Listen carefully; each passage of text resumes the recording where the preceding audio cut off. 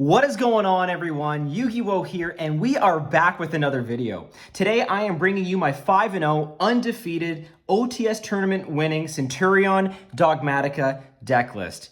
Yes, I know in this channel you are used to the Makonko going first strategies and what I've deemed the Makongu deck list, but we're bringing you something a little bit different because I really wanted to push myself to try another archetype, another strategy out, and I gotta say Centurion was the perfect canvas of which to work on simply because there's room for so much non-engine and so many tech options that I think it can be a really fun archetype to experiment with until it gets another wave of support. As we, I think, know by now that the Centurion strategy allows for an easy King Calamity lock, which can happen, obviously, but it's also my main focus is to create hand advantage and also put your opponent in a very sort of tricky position by simply losing in that grind game state. And I believe the Dogmatika engine can help facilitate that with some cool hidden synergy throughout. So I'll put the matchups in the description box below. Essentially, it was a good combination, again, 5 rounds. It was a good combination of meta, rogue, and meta-adjacent strategies that really pushed how I think this deck can interact with varying strategies and really highlighted the need for a secondary engine to sort of elevate what this deck does really well. So without further ado, folks, before we get into the deck profile, make sure to like, subscribe, hit the notification bell so you can stay up to date with not only the Makongu goodness, but that Centurion spice as well. All right, let's get into it. So we're going to start off first with obviously our main deck. And I won't go too much into what these cards do. I think by now, if you're watching this video, you pretty much have a good idea of what the Centurion cards do. They're all kind of one card starters in their own right. So we have 3 Chimera, 3 Trudea, and then I have the 1 Emeth here. I really like these ratios. I didn't need the second Emeth. That's how I felt anyway. I know some people may view it a little differently and they want the insurance of having 2, but we don't play Desires in the deck, and therefore I'm not really afraid of it getting banished. And there's just a ton of recursion with this deck as well, as you're going to see later on. Of course, Chimera is our searcher. Trudea brings Emeth into the back row most times, but it depends on what you open up with. So we'll start doing this all by engine. So that's the monster engine that I use for Centurions. Like I said, they're all really useful, and so you play all of them. We also play 1 Bonds. Bonds is just a great recursive piece, really, really handy when it comes to sort of the grind game, and you know, can bring back any of your monsters into the spell and trap zone to just kind of recycle them, which is really, really nice. Also, this is what you're finding usually off of your special summon of Chimera on your opponent's turn when you bring her up from the spell and trap zone. So that's what I'm usually searching for. We play 3 stand-up Centurion, which are just excellent field spells. Obviously, this allows you to synchro on your opponent's turn, which is really, really good. You know, what can I say? The discard can sometimes hurt, but we make it back up with Legatia or Legatia. So I'm really happy, obviously, when I see this card in hand, but even if not, there are other ways to get to it. And if you want a generic combo guide, just let me know in the comments below. I know there's a ton out there, but if you want my take on it, then please let me know. More field spells, essentially. We have 3 Oath.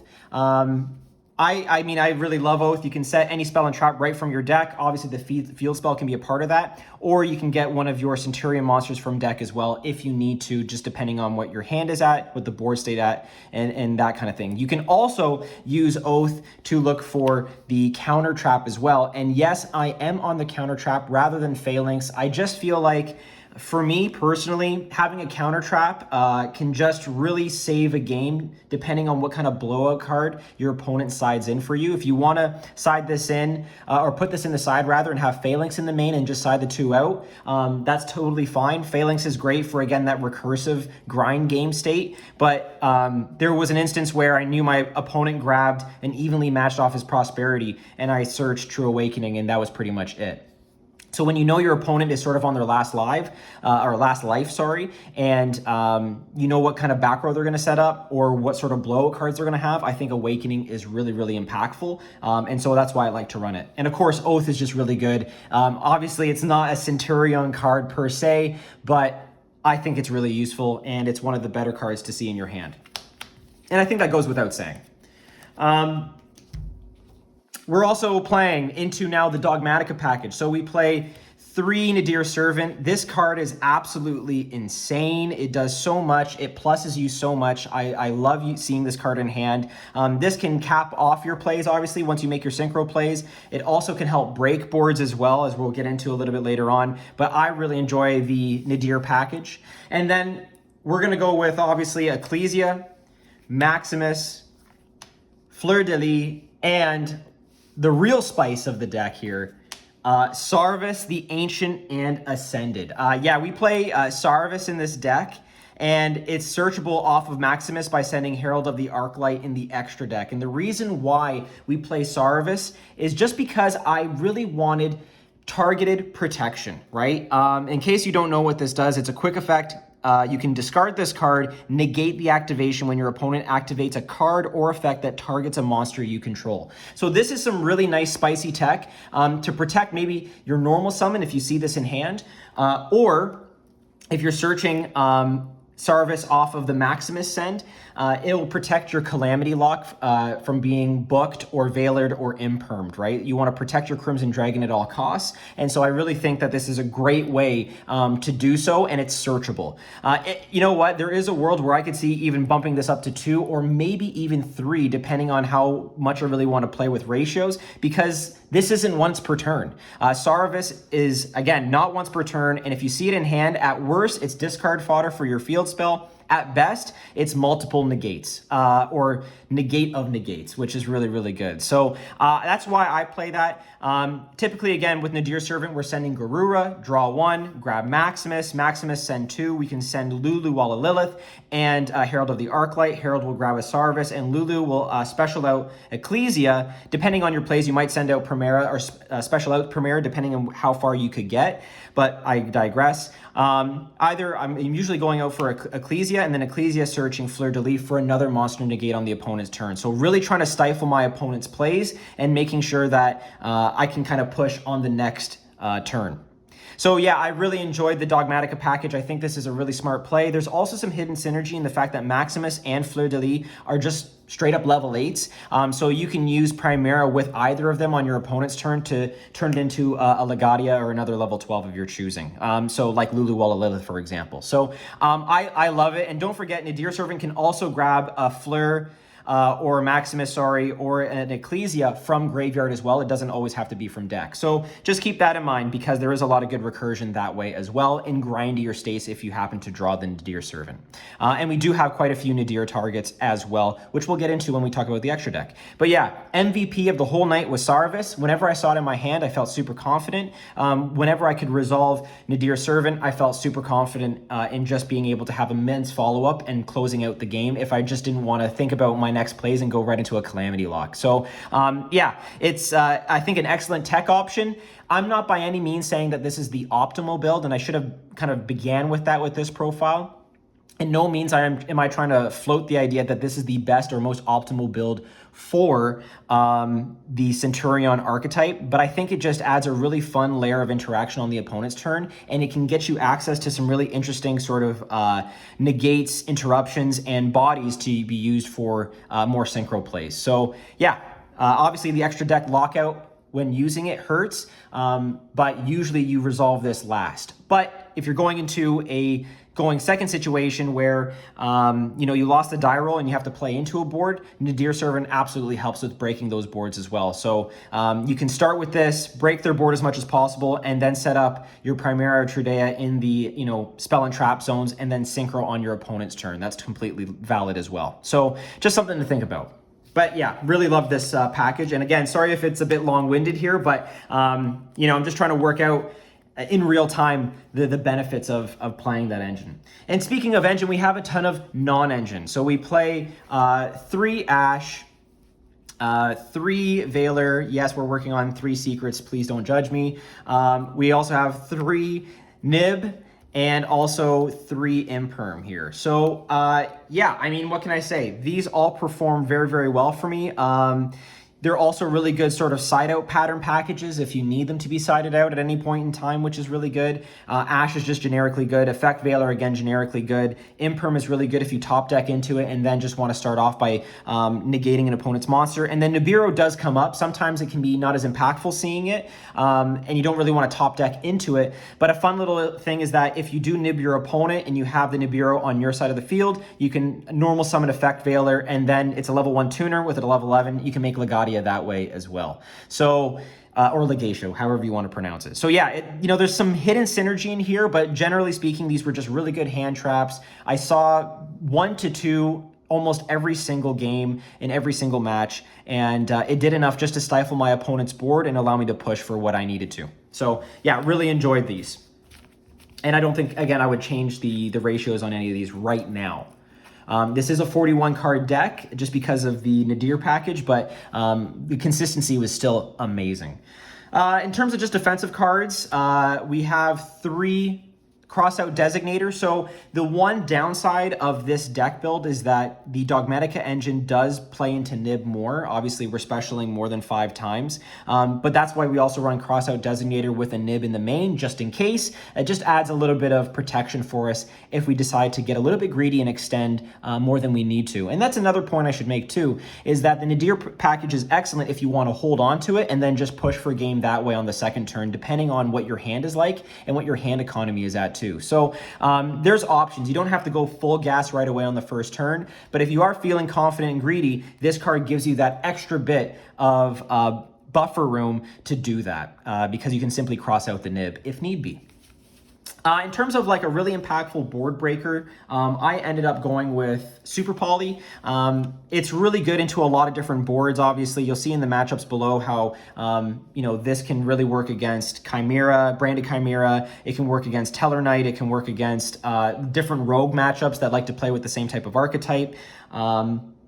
Obviously, Vanadium works really well against too. So, we do run some really impactful targets in the extra deck, even though it is a little bit tight considering that we have some Nadir targets as well. But you'll find that the Super Poly targets and the Nadir targets are often the same, so or can share that ground. So anyway, I thought it was really good for me. Super Poly did an excellent job in the main. And yeah, I mean, if you want to side it out for another going second card, you can do that, whatever you think is appropriate for your locals meta. And then lastly, to cap it off, is the 41 card. We just add Terraforming here. This is an extra bit of consistency for our deck. Again, you want to see the field spell, and this just does that. You can also bait out an Ash this way. So, it does have some utility. Or you go Primera, first bait out the Ash or bait out the interaction, and then go Terraforming, and then you can look for your field spell, that way. So, yeah, I really liked having it in the deck. Don't think I would change it. So that is the main deck, 41 cards, really, really good. We'll go into the extra deck now. Extra deck, I think a lot of people are on 2 Legadia for sure. You can play 3. I think in this build, we just don't have the space for it, but 2 work really well. Not much to say about Legadia. Really, really good monster, or Legatia. Again, don't know how to pronounce it just yet. Still new to the cards. But, protects all of your monsters that are 2,000 or less attack. So that means your opponent can't rush into a battle phase to take over your SP Little Knight, for example, which is really, really good. Otherwise, again, in end phase, both your end phase and your opponent's end phase, you just bring back your Primera, bring back your Trudea, whatever you need in order to, get going, right, for the following Synchro Summon. And I will say, too, I found that if you do the combo correctly, but with bringing Emeth back, trading with Trudea, this Centurion Awakening is always live. I forgot to mention that, but yeah, I mean, like I said, when you do the combo correctly and have Emeth in Graveyard to tag out as like Chainlink 3 for Trudea after special summoning them on your opponent's turn, this is going to always be live because you're always going to have a Trudea in the spell and trap zone to get it going. So sorry for that diversion, but yeah, that's what I found anyway, is that I was able to really get a lot of value out of both Legadia and the counter trap. We'll keep it going here. Obviously, we play the one Crimson Dragon. We know what this leads into. It leads into a Hot Red Dragon, Archfiend King Calamity, or into Cosmic Blazar Dragon. So, yeah, these are, I think, really good. Calamity can be an FTK in and of itself, but don't assume just because you put Calamity on the board, it's an automatic win. This isn't like simulators where your opponent would just say, forget it, and leave the game. You do have to think about what your next play is going to be to push for life points and to push for game on the next turn. So don't get too complacent just because you think you can turbo this out that you're automatically going to win the game. Blazar did come up a couple times. If you know that your opponent is on thin ice with their hand economy, sometimes one really impactful Omni Negate can just shut them completely down. Yeah, I mean, again, Crimson Dragon, the reason why we play Sarvis is so that way we protect Crimson Dragon from being imperm, veiled, or booked. So that's what we do there, okay? So not much to say here, except, you know, don't think that just putting this guy on the board is going to give you game. You do have to think a little bit more, and that's where the Dogmatika engine can really shine because it puts up bodies to push for extra damage if you need to. Of course, we know that Fleur-de-Lis increases the attack of all Dogmatika monsters by 500, so you can get to over 8,000 really, really fast, especially if your opponent tries to put up a couple bodies just to kind of barricade themselves from losing the next turn. Okay. In terms of like just kind of like interesting tech options and choices, I play one Cyber/Harpy Lady. It's a level 8 generic, and what I love about this is that anytime a spell or trap is activated, you can target a monster on the field and bounce it to hand. And we know just how powerful bouncing can be, non-destruction removal can be in this particular meta, in this particular game. So that's why I thought Cyber/Slash was a really cool tech option. What's really fun about this is that, I mean, any spell or trap can activate this, but because the Primaras and the Trudeas and the Emeths of the world are continuous traps when they're in the back row, summoning them out actually triggers Cyber/Harpy Lady, and you're able to consistently just bounce things back to hand. Now, it's only once per turn, but if this stays on the field in a really grindy state, you can see how impactful that can be, especially because, again, the continuous traps of the Centurion cards are quick effects. So you can quick effect summon, then quick effect bounce, which is really good. So that's why we play the Cyber/Harpy Lady. We play Scarlet Red Dragon Archfiend as a time card. I originally had Artemis in the deck, and I can see an argument for Artemis for sure. So if you have, you know, a preference, you can definitely put Artemis in just for the Ecclesia Primera sort of synergy there. But this was super impactful, and it actually won my last game because the opponent was able to put up some small bodies on board to try and threaten or ward off an OTK, and I was able to just set up Archfiend, destroy all of them, inflict damage, win in time, and that was it. So this is a time card. It is what it is. Some people hate it, some people love it, but I think, you know, games naturally just go longer, and especially with this deck, it's either gone or over in like a second, or it takes like, you know, 20 to 30 minutes. So you just have to have that insurance just in case. But if you want to replace this with Artemis, you totally can.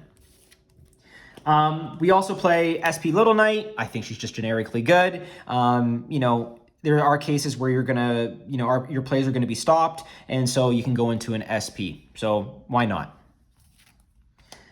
In terms of now Super Poly targets / Nadir targets, we have the one Garura, one Mud Dragon, and of course Guilty Gearfried. You know, Guilty Gearfried obviously is for the SP Baron lines that you see, or SP Baron boards that you see. Of course, that can also work with, some Infernoble, pardon me, folks, some Infernoble matchups as well.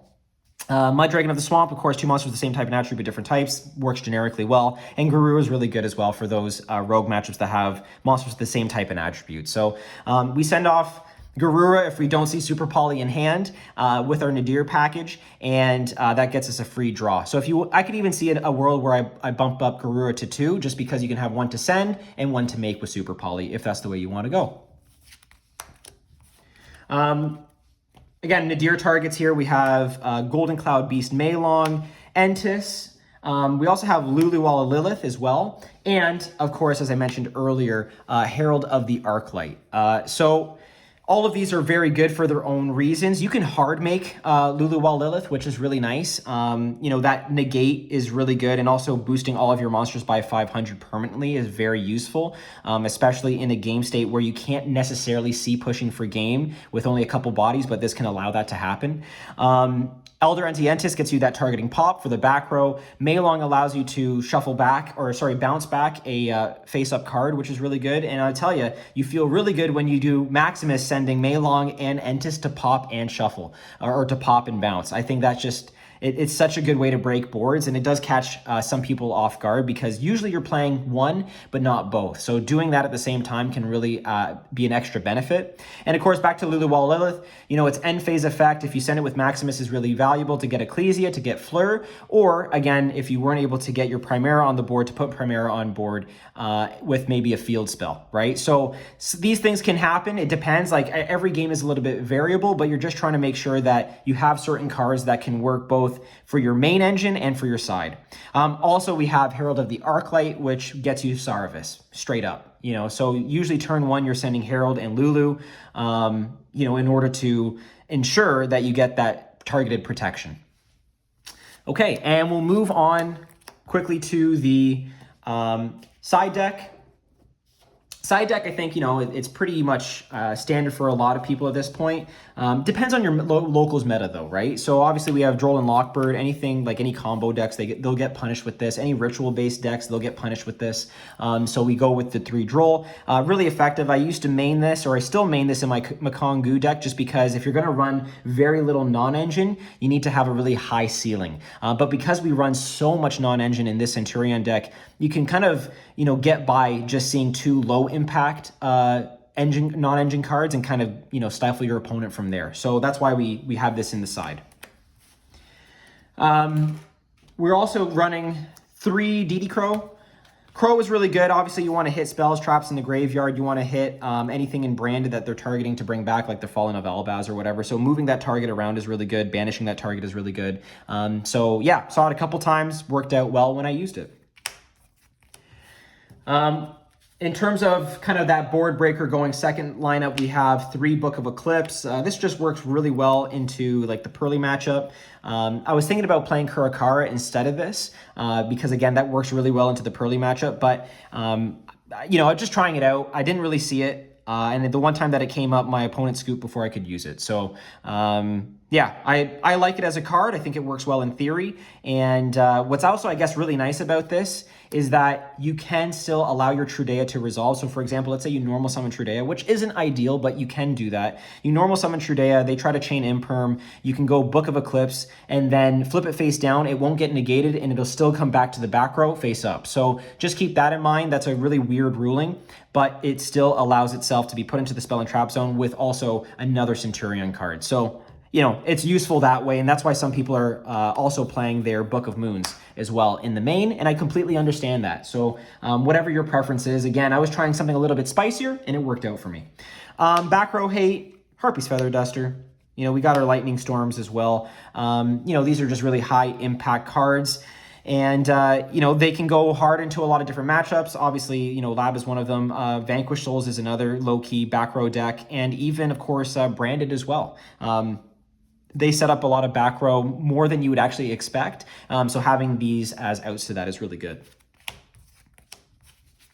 And finally, just another like blowout card here is Evenly Matched. This came in clutch in my last match versus Tellarknights, you know, evenly, and then an Imperm on their last remaining monster, and I was able to break their board from there. This, again, just really blows out cards, and you're trying to, you know, waste interactions and get your opponent down to a vulnerable position, and then you can go for this. Or you can just, you know, if you don't see that they have any spell or trap negates up, you go straight to this and then play from there. Because, again, the beauty of this deck is that you're building on your own hand economy while making your opponents worse.